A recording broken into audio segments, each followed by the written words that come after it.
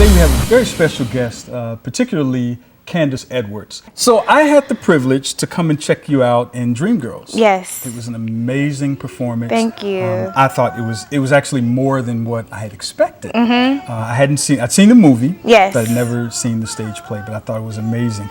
Everyone is very familiar with this very critical moment in her career where she's faced with the decision to, I'm not going to say diss Effie, but she's faced with the decision, to go with the direction that the industry was sort of calling her to go and her management was. Yes. Do you agree or disagree with your character's decision, her initial decision?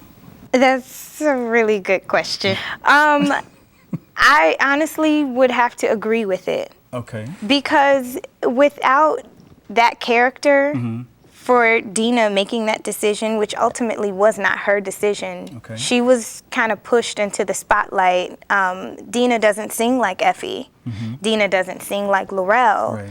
Laurel and Effie are much stronger singers than Dina is. So for her to be kind of thrust into that spotlight, she doesn't want that, but ultimately she finds love, and some of her friendships fail, and it kind of takes a turn for the worse, but there's an arc to the story because the ending is so beautiful when they reunite. So I would agree. When did you find that you had this love and appeal for acting?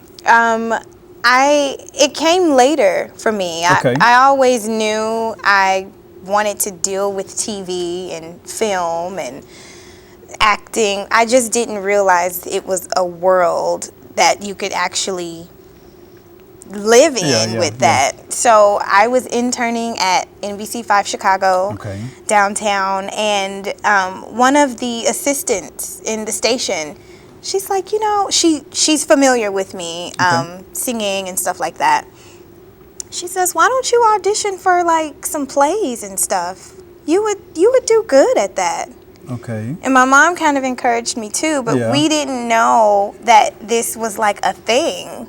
We had no idea of the magnitude. I had no concept of how big Broadway even was. It's amazing though, all the folks that you talk about, they all have this technique or something that they do to kind of zone in before their performance, right? And you know this better than I do.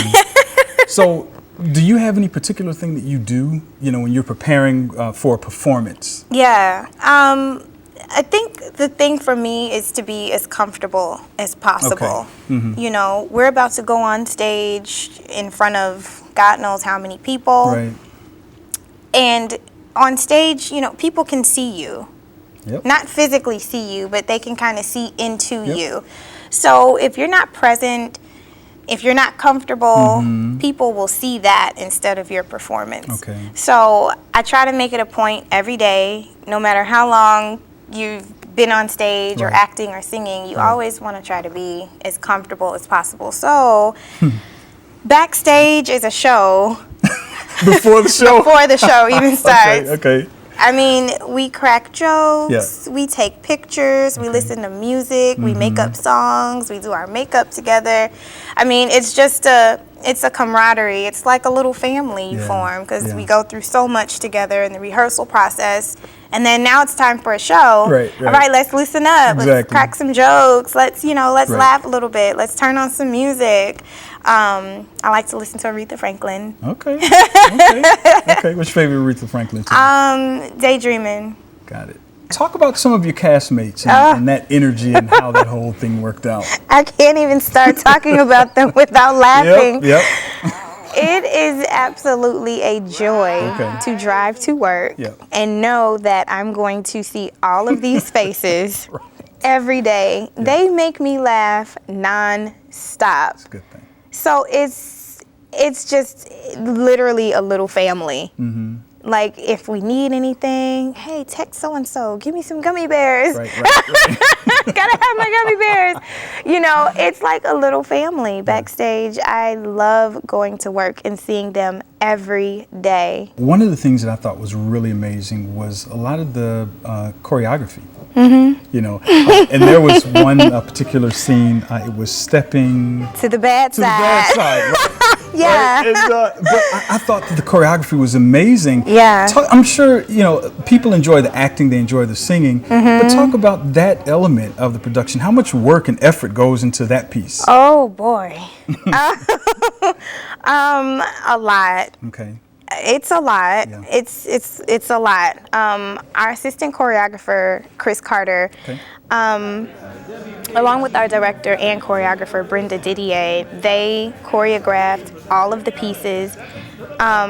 Step Into the Bad Side is like the darker piece, one of the darker pieces in the show, because, you know, someone stole their record and they got to do what they got to do to get it back on the charts.